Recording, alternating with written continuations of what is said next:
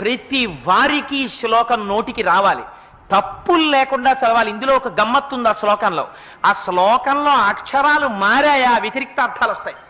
అందుకని తప్పులు చదవకుండా చక్కగా చదవడం నేర్చుకుని చిన్న చిన్న పిల్లల దగ్గర నుంచి అలవాటు చెయ్యండి. స్నానం చెయ్యగానే ఒక్కసారి అమ్మవారి దగ్గరికి వెళ్ళి ఆ కట్టుకున్న తువ్వాలతోటో అందులో బాలల భక్తికి అమ్మవారు పొంగిపోతుంది.